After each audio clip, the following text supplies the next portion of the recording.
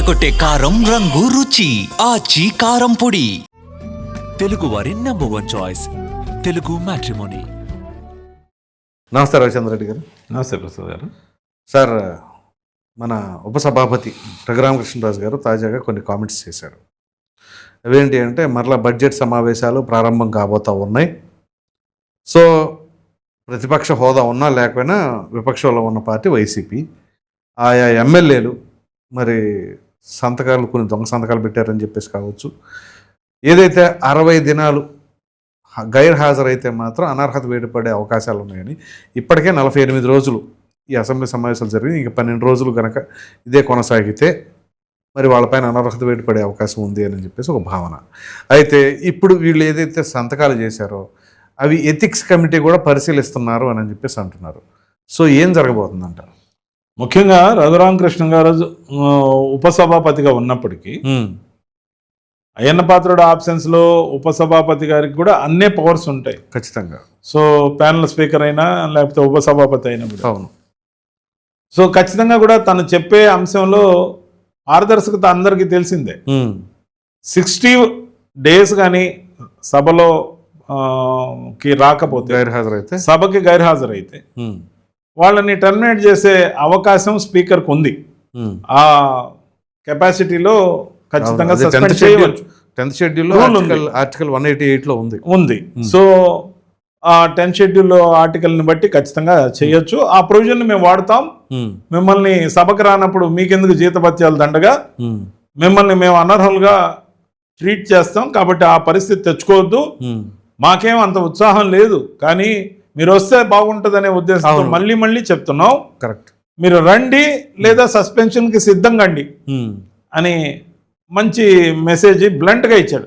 ఇది ఒకటోసారి కాదు, ఇంతకు ముందు కూడా ఇలా చెప్తూ వస్తున్నారు పలుసార్లు. సో ముఖ్యంగా చాలా మంది, అంటే ఉన్నదే 11 మంది, దాంట్లో జగన్మోహన్ రెడ్డి గారిని మెప్పించడం కోసం ఆయన ఏమన్నారంటే, అది వాళ్ళ ఇష్టం, వాళ్ళు వెళ్తే వెళ్ళొచ్చు, నేనైతే వెళ్ళదలుచుకోలేదు అని అన్నారు. అవును.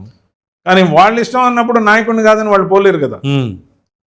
మీరంతా వెళ్ళండి, నేను వీలు చూసుకుని ఎప్పుడైనా వచ్చిపోతా, కానీ అక్కడ అమర్యాదని సహించడం నాకు ఇష్టం లేదని చెప్పొచ్చు.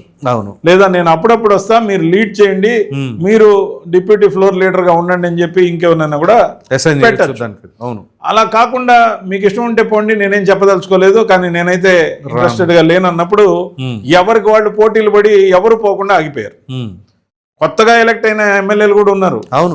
వాళ్ళకేమో చాలా ఇష్టం పోవాలని, సభలో పార్టిసిపేట్ అవ్వాలని, అధ్యక్ష అనాలన్న ఆలోచన, ఏదో ఒకటి సమస్యలు, ప్రశ్నోత్తరాలు అవి సంధిస్తే ప్రజల్లో గౌరవం ఉంటుంది. అసలు సభలోకి ఎంటర్ అవ్వడమే ఒక అద్భుతమైన అవకాశం. అవును.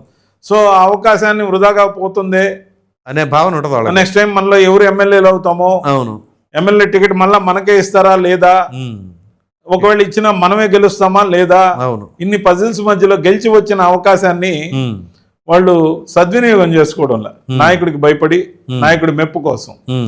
కానీ అట్లనే నాయకుడిని కన్విన్స్ చేయగలరంటే చేయలేని పరిస్థితి.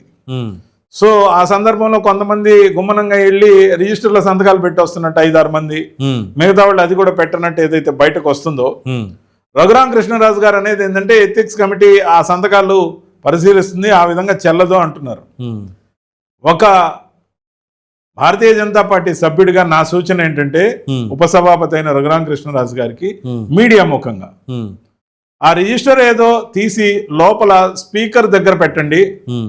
సభలోకి వచ్చి పార్టిసిపేట్ అయితేనే, సభ క్లోజ్ అయ్యే టైంలో మాత్రమే వాళ్ళకి సంతకం పెట్టే అవకాశం కానీ పెడితే, ఏదంటే కాలేజ్ రోజుల్లో మేము కూడా అల్లరి చిల్లరగా కొంత క్లాసులు బంకు కొట్టడం కోసం, క్యాంటీన్లలో కూర్చోవడం కోసం సరదా పడేవాడు.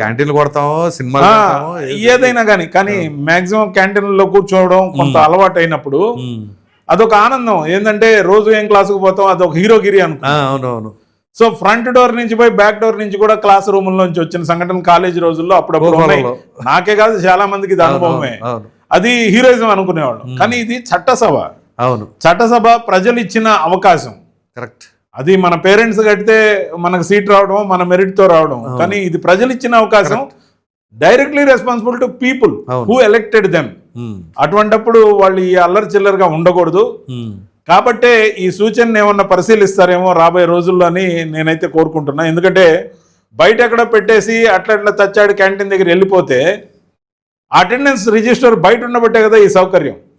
సంతకాలు బహుశా ఒరిజినల్ ఉండొచ్చు, ఎథిక్స్ కమిటీ ఒరిజినల్ సంతకం అనుకుంటే ఏం చర్యలు తీసుకోలేని పరిస్థితి కదా. అంటే బయట సైన్ చేసి వెళ్ళిపోతే చెల్లుబాటు అవుతుందా? ఖచ్చితంగా సంతకానికి ఒక వ్యాలిడిటీ ఉంటుంది. బయట సంతకం పెడితే చెల్లుబాటు అవుతుందా లేదా, లోపలికి వస్తేనే సంతకం పెడుతుందా అంటే లోపలే కానీ ఆ రిజిస్టర్ ఉంటే ఈ ప్రశ్న తలెత్తదు. అది ఓకే. సో ఖచ్చితంగా దీని మీద మళ్ళీ న్యాయస్థానాలు ఏమంటాయో మనం చూడాలి. వాళ్ళు మేము అటెండ్ అయ్యాము, మాకు కాస్త తలనొప్పి ఉండింది, కడుపు నొప్పి ఉండింది, అందుకే లోపల కూర్చోలేక బయటే ఉన్నాము, హెల్త్ కండిషన్ సరిగా లేదని చెప్తే ఏం చేయలేము. ఓన్లీ వైసీపీ వాళ్ళకే వస్తాయి హెల్త్, ఏమో తెలీదు. అదే విధంగా చెప్పినప్పుడు చట్టం పని సెక్షన్స్ ప్రకారమే నడుస్తుంది కాబట్టి వాళ్ళు పెట్టిన సంతకం ఒరిజినల్ అయితే నేను చెప్పిన సూచనగానైతే ఆ మాట చెప్పలేరు, సభలో కంపల్సరీ ఎంటర్ కావాలి. ఆ రోజు అంతా కూర్చుంటేనే వచ్చేప్పుడు సంతకం పెట్టి రావాలి. బయోమెట్రిక్ లేదు, ఉదయం సంతకం పెట్టాలి, సభా సమయం అయిపోయే టైంకి మళ్ళీ బయోమెట్రిక్ కూడా అడగాలి. అప్పుడైతే ఎక్కడ పోరు కదా. అవును, ప్రభుత్వ ఉద్యోగులకు మనం ప్రభుత్వ ఉద్యోగులకి బయోమెట్రిక్ ఉదయం ఎంటర్ అయినప్పుడు టైం ప్రకారం ఎన్ని నిమిషాలు లేట్ అయినా దానికి ఒక లెక్క ఉంటుంది. ఐరిష్ కూడా తీసుకుంటున్నారు. ఐరిష్ కూడా తీసుకుంటున్నారు. మళ్ళా సాయంత్రం వెళ్ళిపోయేటప్పుడు కూడా బయోమెట్రిక్ లాగౌట్. మరి గవర్నమెంట్ ఉద్యోగస్తులకేమో ఒక రూల్, మరి గవర్నమెంట్ నడిపే వాళ్ళకి ఈ రూల్ ఎందుకు అప్లికబుల్ కాదు? దీన్ని ఖచ్చితంగా సభాపతి గారు పరిగణలోకి తీసుకోవాలని కోరుకుంటున్నా. ఎందుకంటే ఇది ఒక రోజుతో పోయే అంశం కాదు, ఒక పార్టీకి చెందిన అంశం కాదు, ఎవరికైనా ఎక్కువగా పారదర్శకత, ప్రజల కోసం మాట్లాడాల్సిన కంపల్షన్ లో సభలోకి ఎంటర్ అయితే గౌరవం అని తెలిసి రాకపోవడం. ఈ విషయంలో 11 మంది మాకు చాక్లెట్ ఇస్తే అసెంబ్లీ పోతాం, లేకపోతే బిస్కెట్ ప్యాకెట్ ఇస్తే పోతాం అన్నట్టు కాకుండా ఇద్దరుంటే మాత్రం బీజేపీ చట్టసభలో కూర్చొని పనిచేయలేదా? ఇద్దరు ఉన్నప్పుడు రాజీవ్ గాంధీ, ఇందిరాగాంధీ గారి మరణానంతరం దాదాపు 400 సీట్లు పైగా ఎంపీలు గెలిస్తే ఇద్దరే బీజేపీ వాళ్ళు గెలిచారు. మరి ఇద్దరు ఉన్నప్పుడు సభలో కూర్చొని ఈ రోజు బీజేపీ ఈ దేశాన్ని వెళ్తుంది, కంటిన్యూస్ గా వెళ్తున్నాం 3 టర్మ్ నుంచి మరి ముఖ్యంగా. సో నేననేది దాన్ని ప్రేరణగా తీసుకొని మీకు ఏదో అవకాశం రాలేదు అనుకోకుండా ఇచ్చిందంతా పోరాడాలి. పోరాడితే పోయేదే ఉంది, ఒకళ్ళు అవమానాలు వస్తే సింపతి వస్తుంది. కానీ దాన్ని కూడా తీసుకోకుండా లోపల పోతే ఏమడుగుతారో, ఏ స్కామ్ గురించి హేళన చేస్తారో చెయ్యనండి. మీరు చేసుంటే చట్టం తన పని తను చేసుకోమని చెప్పండి. అలా కాకుండా దాన్ని మొహం చాటేయడం అనరు.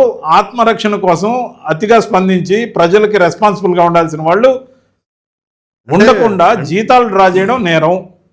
దాంతోపాటు ఎమ్మెల్యే స్టిక్కర్లు 2 ఇస్తారు. ఒకటి తన కారు కంటించుకొని ఆ ప్రివిలేజ్ అనుభవించడంతో పాటు తన బంధువులకో బామర్దికో ఎవరో ఒకరికి ఇంకో స్టిక్కర్ ఇస్తారు. సో ప్రివిలేజెస్ కావాలి, ప్రోటోకాల్ కావాలి, జీతం భత్యం కావాలి. మరి జనం కోసం మీరు మాట్లాడరు. ఇటువంటి వాళ్ళని గెలిపిస్తారా రేపు? సో అంటే ఇప్పుడు వీళ్ళు యాక్చువల్గా ఒక ఎమ్మెల్యే అన్న తర్వాత ఒక కాన్స్టిట్యుయెన్సీకి వాళ్ళు రెజెంబుల్ చేస్తున్నప్పుడు ప్రతి అంశాన్ని లేవనెత్తాలి. సో ఇప్పుడు వీళ్ళ పరిస్థితి ఏంటి అంటే వీళ్ళు అధికారంలో ఉండంగా వీళ్ళు మాట్లాడిన తీరు, హేళన చేసిన విధానం, సో అదే తరహాలో కూటమి వాళ్ళు కూడా చేస్తారు. సో అట్లాంటి అవమానాన్ని మనం తట్టుకోలేము అనే ఉద్దేశంతో తట్టుకోలేరు, మీద పడి కొట్టరు. వాళ్ళు కొట్టలేదులేండి, కూడా కొట్టలా. మీరు అన్నప్పుడు సమంజసం అయితే అదే నేను అడుగుతున్నా. ఆ పాపం అందరితో పోద్ది కదా, మీరు చేసిన పాపం అందరితో పోద్ది. ప్రజలన్నీ గమనిస్తున్నారు, లైవ్ పోతుంది, వీడియోలు పోతాయి. అవును. సో ఖచ్చితంగా మీకు లైవ్ పోతున్నప్పుడు సింపతి జనరేట్, కొట్లాడుతున్నాడు రా ఒంటరిగా, ఉన్నది 4 అయినా గట్టిగా నిలబడ్డారు రా, మనం వీళ్ళని బలోపేతం చేయాలనే అవకాశం ఉంటుంది కదా. Golden opportunity YSRCP MLAs are missing to fight for people. Elected representative గా వాళ్ళు ఫైట్ చేసే అద్భుతమైన అవకాశాన్ని, సువర్ణ అవకాశాన్ని వదులుకుంటున్నారు. అటువంటి వాళ్ళని ప్రజలు మెచ్చరు. చిన్న అరటిపండ్లు అమ్మే బాబు దగ్గర, చేపలు అమ్మే ఆమె దగ్గర మైక్ పెట్టినా ఏమయ్యా మా డ్యూటీ మేము చేస్తున్నాం, వాళ్ళు అసెంబ్లీకి పంపిస్తే బయట ఏడా జరుగుతున్నారంటే ఏం పనికి మాలిన వాళ్ళని అడుగుతున్నారు. ఒకవేళ అనర్హత వేటు పడింది అనుకోండి, బై ఎలక్షన్ వస్తుంది. వాళ్ళు ఏమనుకుంటున్నారంటే బై ఎలక్షన్ వస్తే ఇప్పటికే జనంలో చాలా యాంటీ ఇన్కంబెన్సీ ఉంది, మనం బలంగా గెలిచి చూపిస్తాం, బలంగా గెలుస్తారు, బాగుంది అనుకుందాం, అనుకుందాం, మళ్ళీ సభకు వస్తారు. అదే మళ్ళీ వెళ్ళాలి. అందుకనే దాన్నే జనంలో బాగా ఎక్స్ప్లెయిన్ చేసి కూటమి ఎవరైతే రిజైన్ చేసినా, ఎవరు అంటే అనర్హత పడితే బంపర్ మెజారిటీతో కూటమి గెలిచి గుణపాఠం నేర్పాలనే ఉద్దేశంలో ఉంది. కూటమి గెలుస్తుంది బాగానే ఉంటుంది, కానీ ఆ 11లో మళ్ళీ మీరు కూడా వాటా వెళ్తారుగా. ఖచ్చితంగా బీజేపీ కూడా మా వాటా అడుగుతాం. ఏ బీజేపీ సార్, మీరు నేను అనేది ఏంటంటే ఆల్రెడీ అందరూ స్ప్లిట్ చేసుకున్నారు.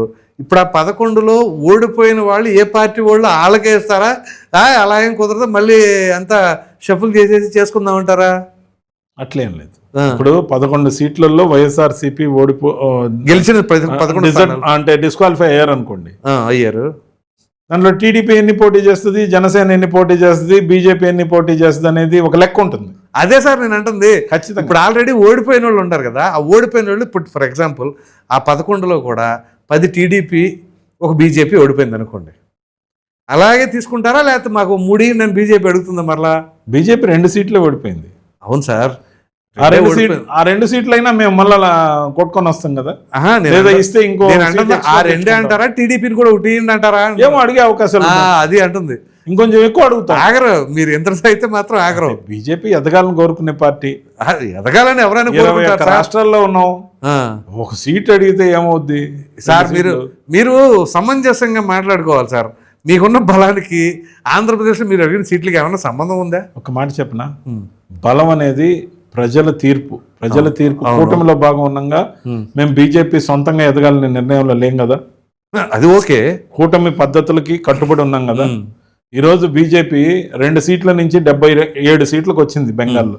రేపు గెలవబోతున్నాం. రైట్. అంటే మీరు అప్పుడు 2 కదా, ఈసారి 3 తీసుకోండి, లేకపోతే 5 తీసుకొని సరిపెట్టుకోండి అంటే అది కూటమి ధర్మంలో నెగోసియేషన్ అనేది ఉంటుంది. Sir right. బలవంతంగా కాదు కానీ ఒప్పించుకోండి. మీరు ఒప్పిస్తారు, మెప్పిస్తారు, ఏదో ఒకటి చేస్తారు. మొత్తం మీద ప్రాంతీయ పార్టీల్ని గట్టిగా కొంచెం ఇచ్చేస్తున్నారు. సో ఎందుకండి కూటమి కానీ పోటీ చేసి 11 సీట్లు బీజేపీకి ఇచ్చినా తీసుకొని బంగారంగా పోటీ చేసి గెలుచుకోవచ్చు. మీరు 11 ఏకంగా 11 వేసారు లింక్. మీరు 11 ఇచ్చినా పోటీ చేసి గెలుచుకొస్తామనే ధైర్యం మాకుంది. రైట్. అంటే కూటమి నిజంగా మనస్ఫూర్తిగా మీరే పోటీ చేయండి, పెద్దన్న పాత్ర తీసుకోండి అంటే ఎస్ వీఆర్ రెడీ.